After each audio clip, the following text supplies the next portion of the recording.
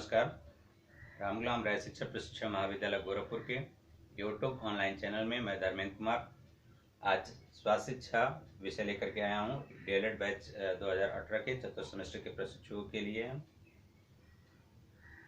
पिछले वीडियो में हम स्वास्थ्य शिक्षा का अर्थ, उद्देश्य, महत्व और शिक्षण विधियाँ इस पे हम चर्चा कर चुके थे, जिसमें आप सभी को बताया था स्वास्थ्य शिक्षा का अर्थ क्या होता है। स्वास्थ्य शब्द दो शब्दों से मिलकर के बना हुआ है, सूत प्लस अस्थि, जिसका तात्पर्य शाब्दिक तात्पर्य होता है कि अच्छी हड्डियां। और जब हम इसकी परिभाषा की बात कर रहे थे तो इसको अलग अलग ये कहा गया था कि इसको जो है शब्दों की सीमा में बांधना संभव नहीं है, जिसमें अलग अलग क्षेत्रों के हिसाब से इसकी अलग अलग परिभाषाएं बनती हैं।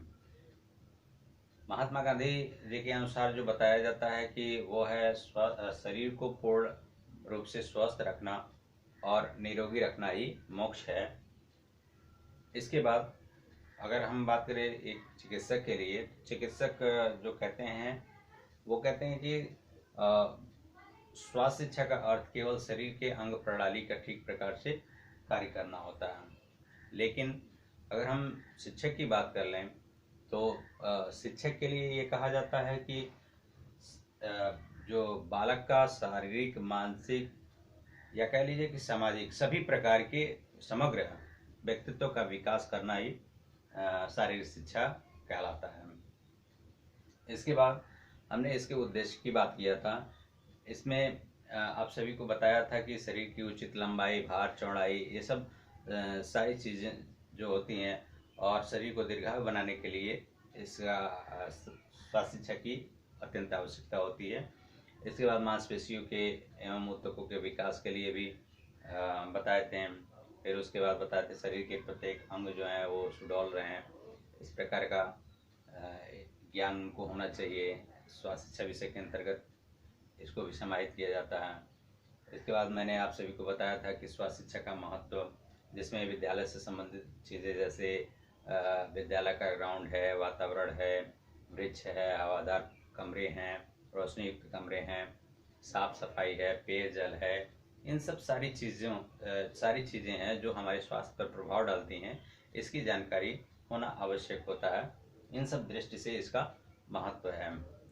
इसके बाद हमने आप सभी को बताया था कि स्वास्थ्य शिक्षण की विधियाँ जो हैं उसमें आयोजित एवं प्रत्यक्ष विधि पहले मैंने बताया था। इसमें विभिन्न प्रकार के कार्यक्रमों का आयोजन करवाया जाता है। प्रत्यक्ष एक दूसरे के सामने वार्तालाप करा करके और स्वास्थ्य शिक्षा से संबंधित जागरूक किया जाता है। इसके बाद अप्रत्यक्ष था, इसी का अपोजिट अप्रत्यक्ष शिक्षण विधि।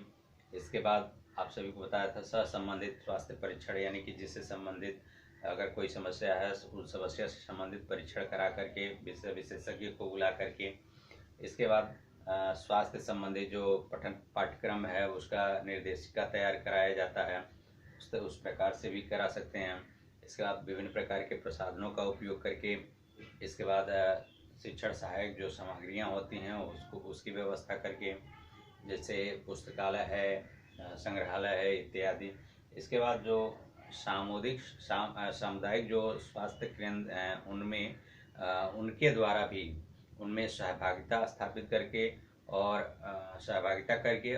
उनके द्वारा भी जागरूकता फैला करके हम स्वास्थ्य शिक्षण की जानकारियां दे सकते हैं। ये सभी हमने आपको पिछले वीडियो में इसके बारे में बताया था। आज के वीडियो में हम स्वास्थ्य को प्रभावित करने वाले कारक पर चर्चा करेंगे। स्वास्थ्य को प्रभावित करने वाले कारक।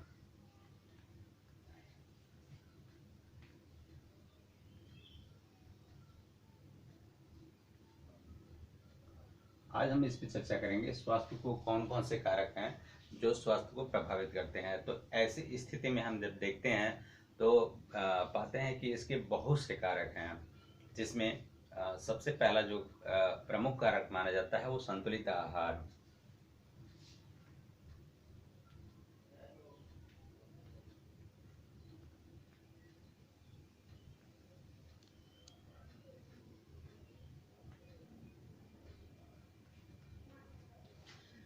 इसका पहला कारक माना जाता है संतुलित आहार, जो हमारे स्वास्थ्य को काफ़ी प्रभावित करता है या प्रभाव डालता है, स्वास्थ्य पर काफ़ी प्रभाव डालता है। जैसे मान लीजिए कि एक पौधे के उचित विकास और उत्पादन के लिए सभी प्रकार के पोषक तत्वों का उसको मिलना काफ़ी आवश्यक होता है। अगर हम उसको उचित ढंग से खाद पानी बीज पर्याप्त मात्रा में अगर हम उसको नहीं देते हैं तो उसका उत्पादन अच्छे से नहीं हो पाता है। उसी प्रकार से मनुष्य को जीने के लिए उसके शारीरिक जो क्रियाएं होती हैं उसको सुचारू रूप से चलने के लिए, दीर्घायु बनाने के लिए, इन सब सारी चीज़ों के लिए भोजन की अति आवश्यकता होती है, जिसमें संतुलित आहार का होना आवश्यक होता है, जिसमें विभिन्न प्रकार के जो पोषक तत्व होते हैं, जैसे आपके कार्बोहाइड्रेट है, प्रोटीन है, वसा है, मिनरल है, विटामिन्स है, खनिज लवण है और जल है, इन सब सारे तत्वों का होना आवश्यक होता है, जिसके कारण हमारे शरीर को ऊर्जा मिलती है और शरीर हमारा क्रियाशील रहता है। साथ ही साथ दीर्घायु भी हम उसको बना सकते हैं। लेकिन अगर किसी प्रकार से इन तत्वों में से किसी की कमी आ जाती है, जैसे मान लीजिए कि कार्बोहाइड्रेट है, उसकी कमी हो गई, या फिर प्रोटीन की कमी हो गई, या फिर और भी विभिन्न प्रकार की चीज़ें हैं उसकी कमी हो गई, तो हमको विभिन्न प्रकार की बीमारियां हो जाती हैं, जिससे हमारा स्वास्थ्य जो है वो खराब हो जाता है, या कह लीजिए कि हमारे स्वास्थ्य पर काफ़ी बुरा प्रभाव पड़ता है। इसके बाद इसका जो सेकंड है वो है व्यायाम, या फिर इसको कह लीजिए श्रम। अगर हम बहुत ज़्यादा व्यायाम करते हैं, बहुत ज़्यादा श्रम करते हैं, तो इसका भी हमारे शरीर पर काफ़ी प्रभाव पड़ता है। जैसे मान लीजिए कि अगर आप काफ़ी मेहनत करते हैं और उसकी अपेक्षा आप अपने भोजन में उन जो आपके शरीर को आवश्यक तत्व मिलने चाहिए वो आवश्यक तत्व नहीं मिल पाते हैं, इस स्थिति में हमारा शरीर जो होता है वो हमारे शरीर पर जो है वो दुष्प्रभाव पड़ना शुरू हो जाता है, जिससे हमारा स्वास्थ्य जो है वो खराब हो जाता है। इसके बाद आपका था निद्रा तथा अतिनिद्रा। निद्रा तथा अतिनिद्रा।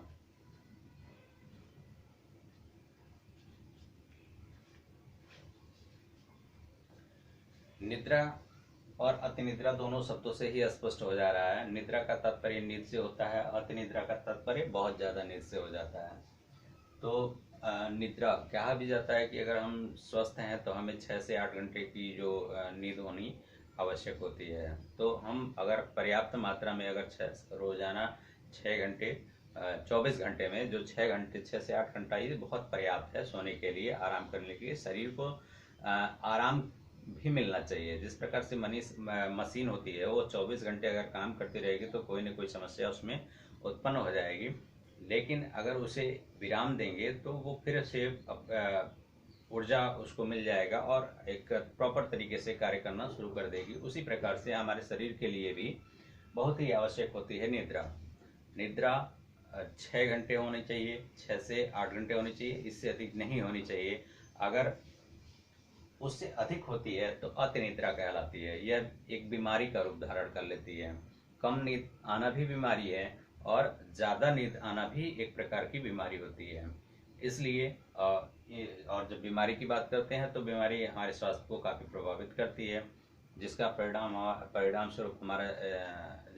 स्वरूप हमारे स्वास्थ्य पर इसका काफ़ी प्रभाव पड़ता है और हमारा स्वास्थ्य खराब हो जाता है। इसके बाद आदत की बात करें।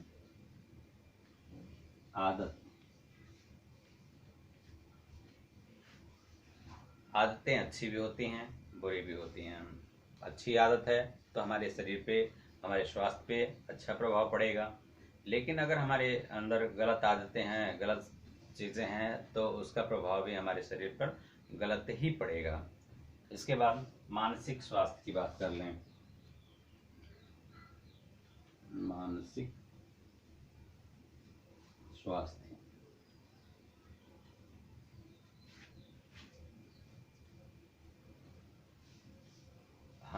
हमारे लिए स्वस्थ जो स्वस्थ की परिभाषा बताते हैं वो मन से भी स्वस्थ होना चाहिए। शारीरिक रूप से अगर आप स्वस्थ हैं तो हैं, ठीक है, लेकिन मानसिक रूप से भी स्वस्थ होना आवश्यक होता है, तभी हम अपने आप को स्वस्थ कह सकते हैं।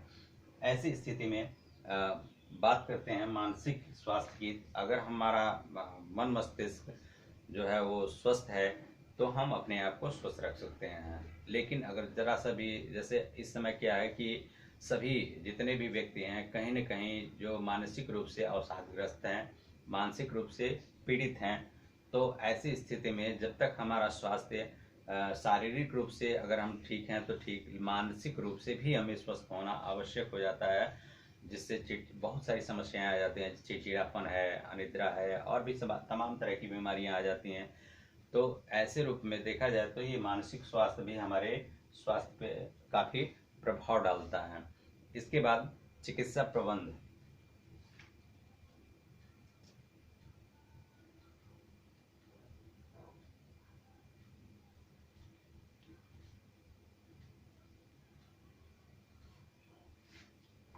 इसका स्वास्थ्य को प्रभावित करने वाले जो कारक हैं, ये चिकित्सा प्रबंध इसका नेक्स्ट बिंदु है जिसमें हम चर्चा कर रहे हैं।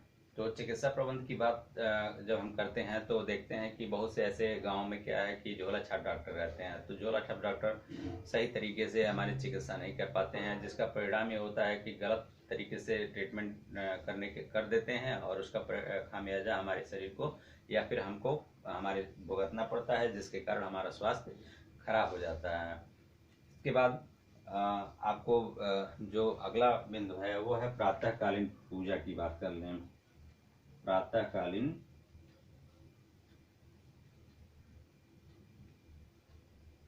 पूजा।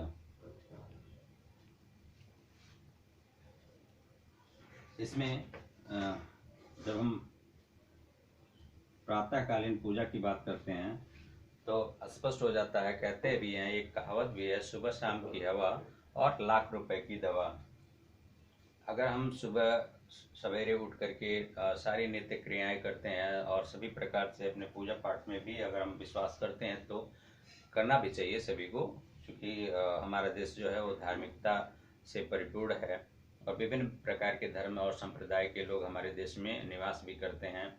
और हिंदू धर्म की बात कर ले तो हिंदू धर्म में प्रातःकालीन जो है वो नित्य क्रिया करने के पश्चात सबसे पहले सूर्य नमस्कार किया जाता है, पूजा पाठ किया जाता है, फिर उसके बाद ही कोई काम किया जाता है। साथ ही साथ इसमें जैसे इसके कई लाभ भी पाए जाते हैं। जैसे अगर हम सूर्य नमस्कार करते हैं तो हमारी आँखों को जो है वो हमारी आँखों के लिए बहुत फायदेमंद होता है। और साथ ही साथ जो उसकी जो सूर्य की जो सुबह की जो किरणें होती हैं ये हमारे शरीर के लिए बहुत ही फायदेमंद होती हैं, जो विटामिन डी की स्रोत मानी जाती हैं, जिनसे हमारा स्वास्थ्य काफ़ी अच्छा रहता है। ये आपकी जो संतुलित स्वास्थ्य को प्रभावित करने वाले ये विभिन्न प्रकार के कारक हैं, जिसमें आपका पहला कारक जो था वो संतुलित आहार था। दूसरा जो कारक है प्रमुख, जिसमें व्यायाम या फिर कह लीजिए कि श्रम, ज़्यादा श्रम करेंगे तो भी हमारे शरीर पे काफ़ी दुष्प्रभाव पड़ता है। उसके बाद निद्रा तथा निद्रा, इसके बाद आदत, आदत के बाद मानसिक स्वास्थ्य, मानसिक स्वास्थ्य के बाद चिकित्सा प्रबंध, चिकित्सा प्रबंध के बाद मैंने बताया आप सभी को प्रातःकालीन पूजा। आज के वीडियो में हमारा ये स्वास्थ्य को प्रभावित करने वाले कारक हैं, इस पे चर्चा हम कर चुके हैं। अगले वीडियो में हम कुपोषण तथा कुपोषण से होने वाली बीमारियां, इस पे चर्चा करेंगे।